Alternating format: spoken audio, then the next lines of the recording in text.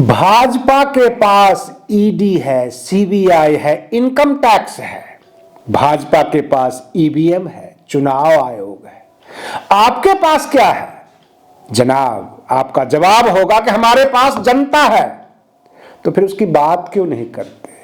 जी हां दोस्तों, मैं आरडी भारती और आप देख रहे हैं बिहारी सुल्तान।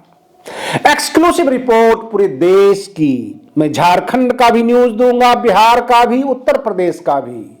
और इंडिया गठबंधन शब्द बोलने से जनता वोट देने वाली नहीं है। जनता की बात कीजिए। जो गलतियां बहन मायावती जी ने पिछले 5 राज्यों के चुनाव में की है, या गलतियां हम नहीं कहेंगे, जो उनको ठोकर लगा है, उसमें उन्होंने सुधार कर लिया।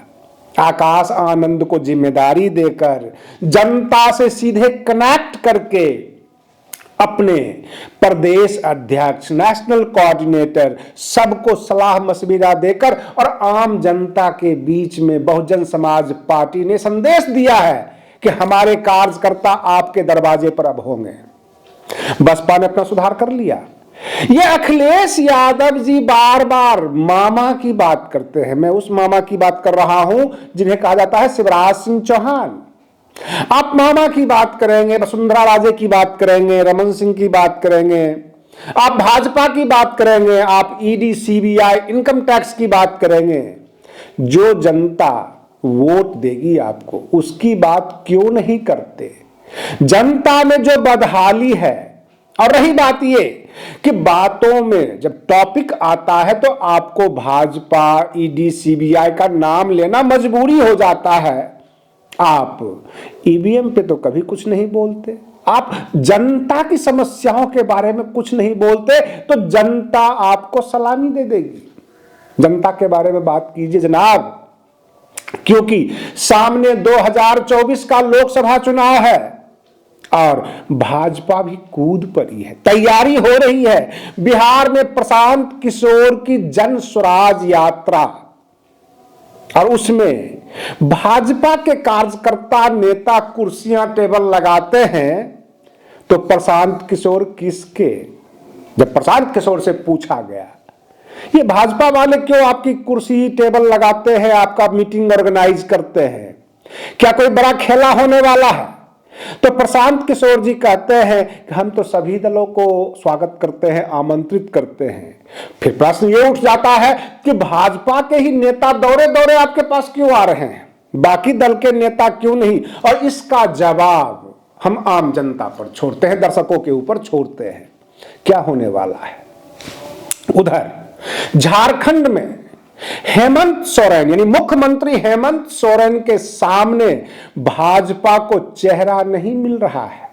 2024 की लोकसभा चुनाव की तैयारी है। 14 सीट है झारखंड में, और 14 सीट पर लोकसभा चुनाव की तैयारी चल रही है। और इसी बहाने हेमंत सोरेन को टक्कर देने के लिए भाजपा के पास कोई चेहरा नहीं है। मुख्यमंत्री हेमंत सोरेन अपने पिछले 5 साल के कार्यकाल में एक बेहतरीन कार्य किया है। जो भी जनता से जुड़े मुद्दे थे, चाहे वो आवास योजना हो, चाहे ओबीसी आरक्षण की बढ़ोतरी करना हो, बढ़ाया उन्होंने, समय से बढ़ा दिया और लोगों को मौका दिया, युवाओं को नौकरियां दी हैं। झारखंड में झारखंड मुक्ति मोर्चा के खिलाफ एंटी इनकम्बेंसी नहीं है, यह सत्य है।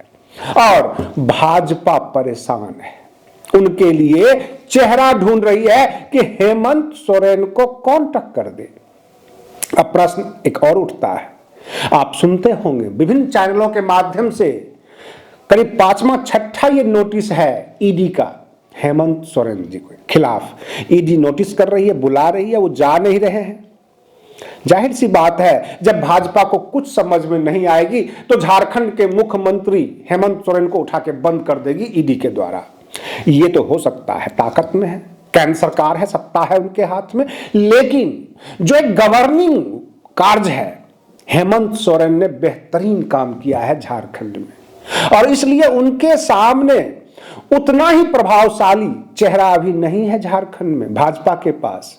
हाँ, एक बात और हो सकती है 2024 के लोकसभा चुनाव में अगर भाजपा बम्पर मतों से चुनाव जीत जाए, सत्ता में फिर से आ जाए, यानी प्रधानमंत्री नरेंद्र मोदी जी हैट्रिक लगा देते हैं, तीसरी बार प्रधानमंत्री, तो झारखंड का चुनाव प्रधानमंत्री के चेहरे पर लड़ा जा सकता है, क्योंकि राज्य के अंदर तो चेहरा नजर नहीं आ रहा है।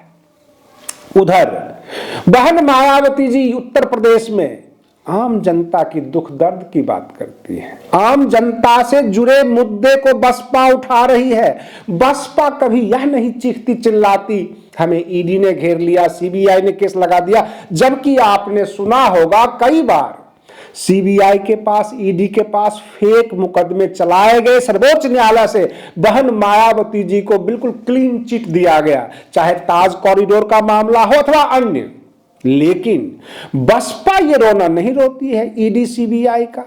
बसपा जब भी बात करती है, आम जनता की बात करती है, एससी एसटी ओबीसी माइनॉरिटीज, बेरोजगार युवा, वे लोग जो सरकार से काफी दूर है, बसपा उसकी बात करती है। लेकिन जब अखिलेश यादव जी के सामने मीडिया पहुंचती है, वह ईडी सीबीआई इनकम टैक्स की बात करते हैं, वो मामा शिवराज सिंह की बात करते हैं, 2024 में इंडिया गठबंधन इतनी मजबूत होगी, भाजपा को उखाड़ फेंकेगी, तो कैसे? उसका भी तो जवाब चाहिए। आप जनता से जुड़े मुद्दे उठाइए, आप अपना परेशानी मत रोए। 5 राज्यों के चुनाव में रोना रो के देख लिया। जनता अपना मुद्दा चाहती है, जनता अपने मुद्दे पर ही वोट करेगी। अगर जनता से जुड़े सवाल आप उठाएंगे, अब वो कटाक्ष कर रहे थे लाडली बहना योजना के ऊपर, जो मध्य प्रदेश की बहुत बेहतरीन योजना भाजपा बता रही है।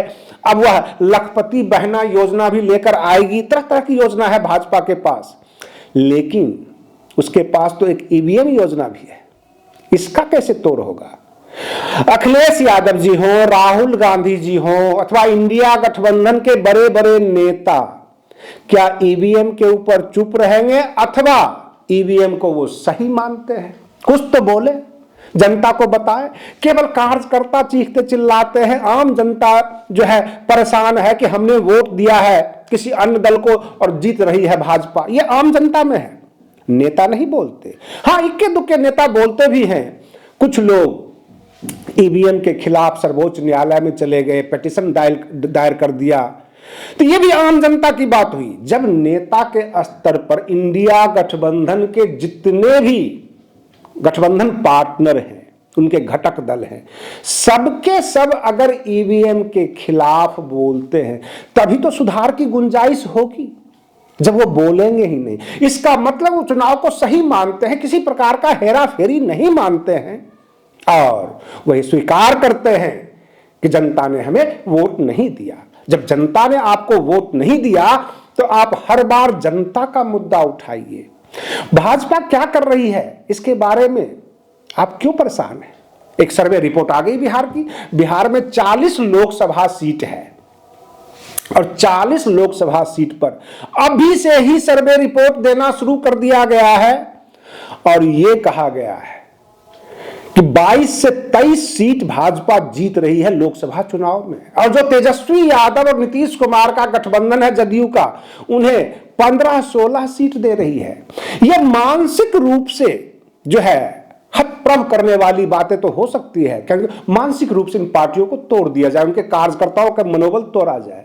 लेकिन मैं आपको एक राज की बात बताऊं, जब हम अपने चैनल पर सर्वे लेते हैं आम जनता दर्शकों के बीच, जो दर्शक हमें प्यार करते हैं, जो हमारे चैनल से जुड़े हुए हैं, वो कहते हैं कि अगर बहन मायावती जी प्रधानमंत्री चेहरा बनती हैं इंडिया गठबंधन में, देश को यह मैसेज जाता है कि अगला पीएम चेहरा इंडिया गठबंधन का बहन मायावती जी हैं, तो 60 से 70 सीट का अनुमान हमारे दर्शक ने लगा दिया है केवल उत्तर प्रदेश से। आपको बता दें, उत्तर प्रदेश में 80 लोकसभा सीट है, और हमारे बहुत सारे दर्शक होते हैं, अच्छा व्यूज है लोगों की, अच्छा जो है जुटान है इस चैनल पर, और लोग बोलते हैं कि अगर बहन मायावती जी प्रधानमंत्री चेहरा है तो 60 से 70 सीट इंडिया गठबंधन को आ सकती है। तो क्या इंडिया गठबंधन वाले को इतनी समझ में नहीं है कि बहन मायावती जी को प्रधानमंत्री चेहरा बनाकर और जनता से जुड़े सवाल किया जाए, देश की सत्ता से। ईडी सीबीआई क्या कर रही है, यह उनकी खुराफात हो सकती है। ईवीएम से छेड़छाड़ यह उनका अपराध हो सकता है और उसकी जांच हो सकती है। लेकिन जनता तो वोट देकर भूल जाती है। जनता को तो यह भी हक नहीं है कि उनका वोट जिसको उन्होंने दिया है वहां गया भी है या नहीं। कहने का तात्पर्य है, पिछले 5 राज्यों के चुनाव में यह सवाल उभर कर आए हैं। लोग ये कहते हैं हम वीवीपैट को भी नहीं मानते भाई, उसमें भी सेटिंग हो सकती है। हमें तो बैलेट पेपर से चुनाव करवाओ, जिसको हमने मुहर मारा है। हम देखना चाहते हैं कि वो आदमी जीता है कि नहीं। जनता में एक भ्रम की स्थिति है, जनता सवाल कर रही है और नेताओं के मुंह पर दही जमी हुई है। यही तो सबसे बड़ा रोना है इस देश का। नेता कहीं से भी कुछ नहीं बोल पा रहे हैं। अगर हमारे देश के विपक्षी नेताओं को केवल यह समझ में आता है कि 10-20 दल इकट्ठा हो जाएंगे, एक मंच लगेगी, सब मिलकर हुंकार करेंगे और हम भाजपा को चुनौती दे देंगे, उनसे हम सत्ता छीन लेंगे, तो मेरे हिसाब से यह गलतफहमी हो सकती है। ये मानसिक रोग भी हो सकता है, क्योंकि देश की जनता पढ़ी लिखी है। आम जनता के हाथ में मोबाइल फोन से हैं, वो सबको वॉच कर रही है। पक्ष विपक्ष, सत्ता विपक्ष, सबको वॉच करती है, सबके कार्य को भी देखती है। अगर आप सत्ता पक्ष में चले जाए, जितना प्रधानमंत्री नरेंद्र मोदी का विरोध है, जितना अमित शाह जी का विरोध है, उतना नितिन गडकरी जी का विरोध नहीं है। राजनाथ सिंह के बारे में बहुत कम आपको विरोध मिलेगा, क्योंकि जनता सब देख रही है कौन खेल खेल रहा है, कौन जो है जनता से छल कर रहा है। विपक्ष केवल जनता की समस्याओं का रट लगाए और निष्पक्ष चेहरा को प्रधानमंत्री चेहरा घोषित कर दे। आचार्य प्रमोद कृष्णन जी ने कहा, जो कांग्रेस के नेता हुआ करते थे, आज की तारीख में वो कांग्रेस में हैं अथवा नहीं है, क्योंकि ऑफिशियली उनका इस्तीफा की बातें नहीं आई है सामने, लेकिन कई बार वो फैक्ट बोलते हैं। तो कहते हैं कि पहली बार किसी राजनीतिक दल से ऊपर एक चेहरा हो गया है और वह चेहरा है प्रधानमंत्री नरेंद्र मोदी। यानी भाजपा से उनका कद बड़ा हो गया है, भाजपा उनके सामने कुछ नहीं है। उनकी ताकत को देखकर सारा चुनाव मैनेज कर देते हैं, उनके नाम से चुनाव लड़ा जाता है, ईवीएम उनके सामने बोलने लग जाता है कि बताओ आका कितनी वोट दें आपको हम, और इस तरह की बातें होती है। तो इस तरह से प्रधानमंत्री नरेंद्र मोदी जी को जो है भाजपा से ऊपर उन्होंने बता दिया। और उन्होंने यह भी कहा उनके सामने एक मजबूत चेहरा चाहिए विपक्षी गठबंधन को। हम अपने दर्शकों के आगे यह प्रश्न रखना चाहते हैं, महत्वपूर्ण प्रश्न है। विपक्षी गठबंधन यानी इंडिया गठबंधन नीतीश कुमार, राहुल गांधी, अरविंद केजरीवाल या बहन मायावती जी, 4 ऑप्शन आपको हमने दिया है। अरविंद केजरीवाल के पास 2 स्टेट है, फिलहाल वो दिल्ली के मुख्यमंत्री हैं। नीतीश कुमार बिहार के मुख्यमंत्री हैं। राहुल गांधी कांग्रेस के चेहरा है। बहन मायावती जी के साथ SC ST OBC माइनॉरिटीज 4 बार की मुख्यमंत्री, निष्पक्ष चेहरा और दलित महिला का टैग लगा हुआ है। इनके पास यह बायोडाटा है। बहन मायावती जी के बारे में कहा जाता है प्रशासनिक तौर पर यह काफी चुस्त दुरुस्त हैं, बिल्कुल ईमानदारी से पेश आती हैं आम जनता के बीच, एक निष्पक्ष चेहरा, यह भेदभाव नहीं करती है, ऐसा आम जनता का मानना है।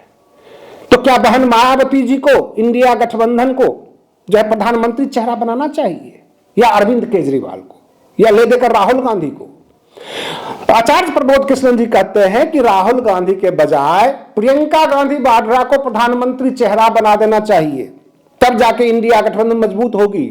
लेकिन देश का एक बहुत बड़ा वर्ग, शोषित, वंचित, पीड़ित, SC ST OBC minorities, doctor Ambedkar ने संविधान में जो इनको हक अधिकार दिए, हक अधिकार तो कम कहिए, इनको जीने का अधिकार दिया, ये जीने लायक नहीं थे। इनको वह अधिकार दिया गया कि तुम भी मेरे बगल में आकर बैठो, क्योंकि हम भी भारतीय, तुम भी भारतीय, जैसा हम वैसा तुम। इस तरह का अधिकार मिला था, लेकिन वह अधिकार आज तक 70 सालों में जो भी वर्तमान सरकार आई वह पूर्ण रूप से नहीं दिला पाई। बहन मायावती जी उनकी बात करते हैं, अंबेडकरवादी हैं, डॉक्टर अंबेडकर को पूजते हैं, उनके बताए हुए रास्ते पर चलते हैं।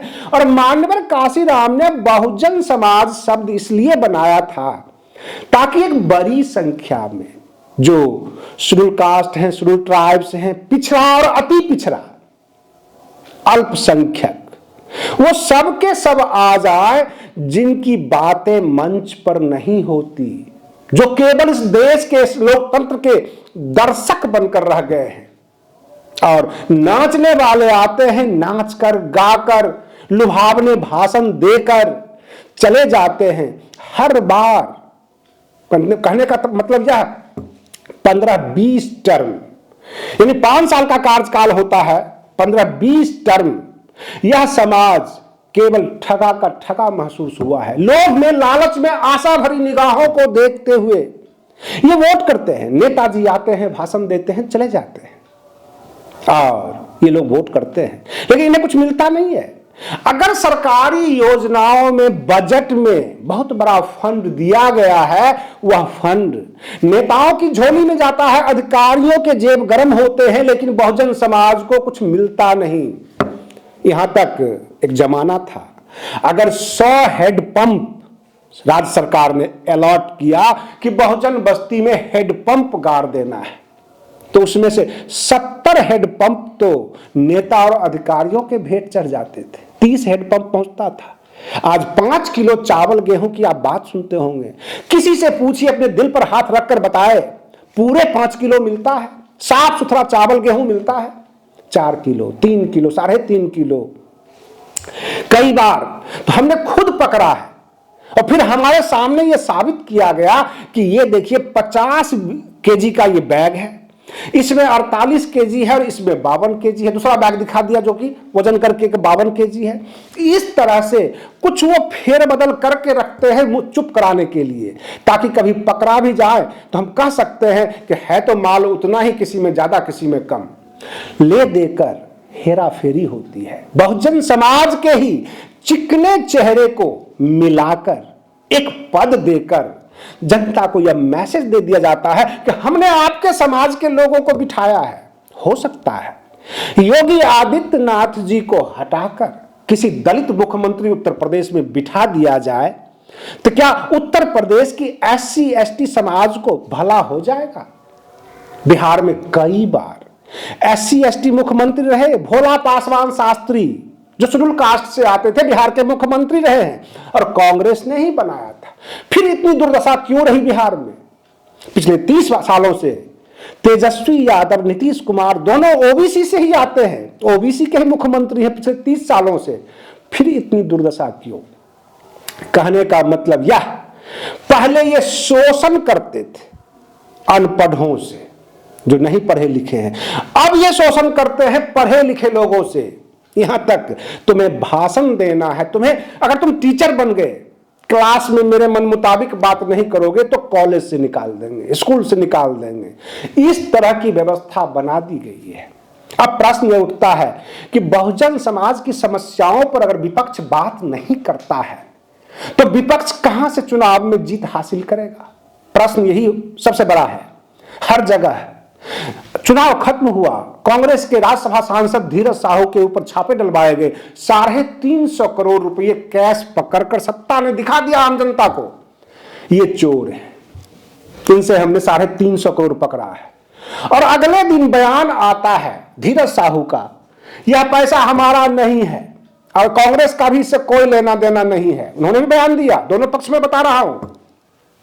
अब इस देश की जनता बेवकूफ है, पागल है। किसको पागल बना रहे हो यार, समझ में नहीं आ रहा है। कहने का तात्पर्य है आम जनता सब देख रही है। अगर आप आम जनता की बात करते हैं, जिस हिसाब से बहन मायावती जी ने शुरुआत किया है, बसपा ने शुरुआत किया है, अगर ऐसा ही ट्यूनिंग बनी रहे, ऐसा ही स्पीड बनी रहे तो बसपा को तो अच्छे सीट आने की संभावना है। बस बीच बीच में किसी प्रकार का कोई रोग ना लगे, कोई समस्या ना हो। आकाश आनंद जी जो है वो बुलंदियों के ऊपर चढ़ते रहें, आम जनता के बीच जाते रहे, बहुजन समाज से आशीष लेते रहे और बहुजन समाज इन्हें दिल्ली तक पहुंचा देगी, ऐसा हम मानते हैं, क्योंकि समाज को हमने बड़ी गहराई से और करीब से देखा है। आज के लिए बस इतना ही। आप बने रहिए बिहारी सुल्तान चैनल पर। हम फिर मिलते हैं अगले वीडियो में, तब तक के लिए धन्यवाद।